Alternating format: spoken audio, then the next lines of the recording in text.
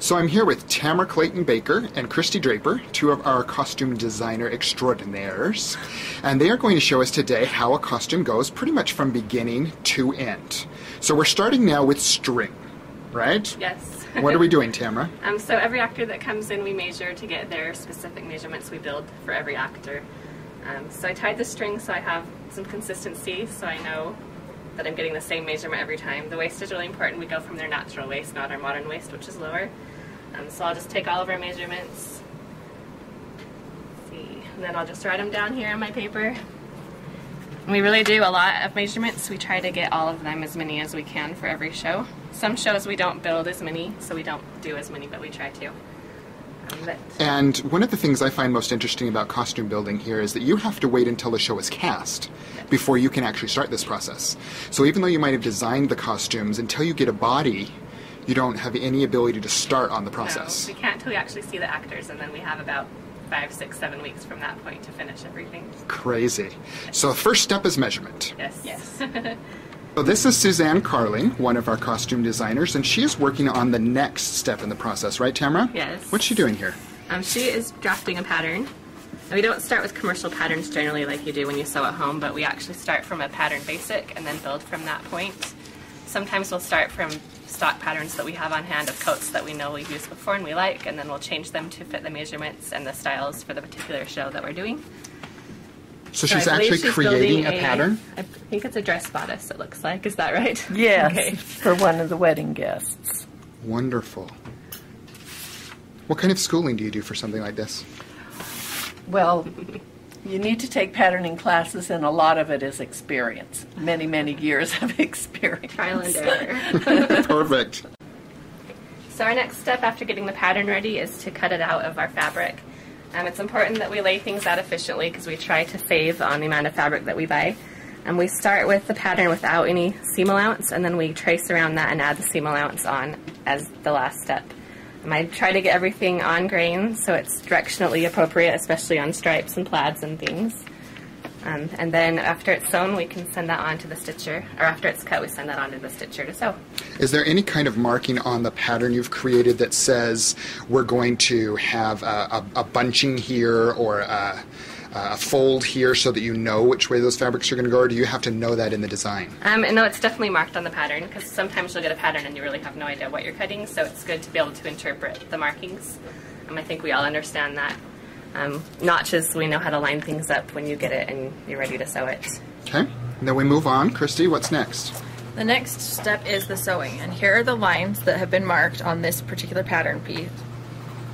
And here's a notch, and I will be lining that up with the notch on this other side and making sure that it all lines up and is sewn together. And as we sew this together, you'll be able to bring it over to the mannequin and see that those lines that were marked on the pattern, these are darts, and they've been sewn in, and that creates the shape to fit the And keeps your actor. pattern. Yes. And we have to Now, make sure our this stripes- isn't... Go ahead. This isn't actually the fabric you're using for this costume, right? No, this is a mock-up. So we'll make this up, and then we'll try it on the actor. And once we've made sure that it's going to fit and it's going to work on the actor, we will then cut it out of the real fabric and sew it up. Okay. And that's just so that you don't use the expensive fabric Yes. and find that there's a problem with the Yes. design or... You know, we don't. That way, we don't have to recut something out of a really expensive fabric. Cool. So we don't always build a mock-up for every costume, just the really technical ones that we know are going to be harder to fit. Sometimes we just go straight into the sewing. So for this piece, it's a coat, and I'm just starting by pinning. Pinning's the most important step to make sure everything is going to line up properly. This is a coat that has a little more structure. We put hair canvas in it to give it some more structure through the body and the collar. We like to sew with bigger seams than normal home sewers would use, because we sometimes have to alter those for future shows if we reuse things or they don't fit properly when we get to the fitting. So you leave how much room usually? It depends. Generally like about 1 1/4 inch, 1.5 inches on the side seams, and then a little larger throughout the body.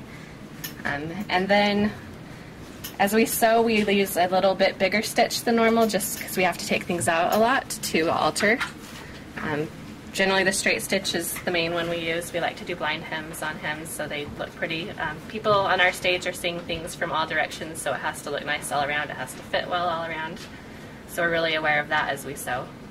And what kind of machines do you use? We use industrials. They are built to last a little longer and to be a little stronger, to go through heavier fabrics than your normal home sewer. Excellent. Higher powered motors. And how many people do you have sewing on a show like Les Miserables? This show, eventually, we will have a lot.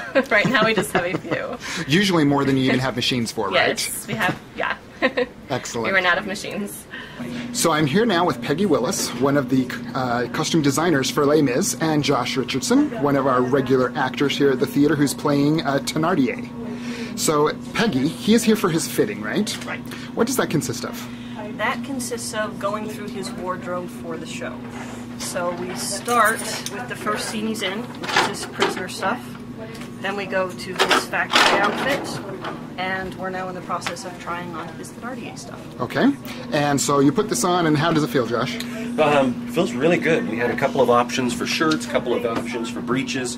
These are the ones that allow a lot of movement and still have the look that Peggy's going for. Excellent. And then Peggy, there is one trouble with these, so what are you doing? Yes, the one trouble is that the knee-high socks that I had in stock don't actually come up over his knees, but I've already got a couple other pair ordered that are hopefully long enough, and we'll just swap them out. Okay, great. So now what's he going to try on? He is going to make sure that his shoes fit, since he has to jump up on various bar stools and tables during the Master of the House number, and we don't want him to kill himself. So the Or shoes others. have to be a good fit. Right. Or others. The other actors could just catch him. Josh has a double, but others we have to be careful with. Right. And then we'll see him in his full Thénardier garb in just a second.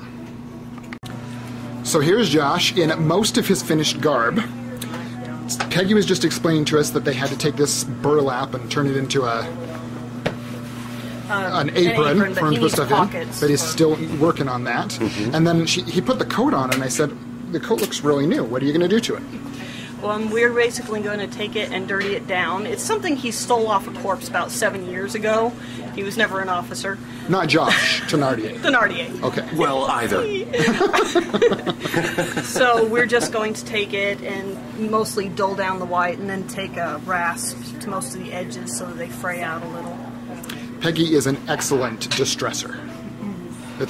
She I've really had a lot makes, of practice she lately. makes some things look really old that really aren't. It's quite lovely. Wait till you see the final product. It's going to be amazing. Excellent. Come and see the show.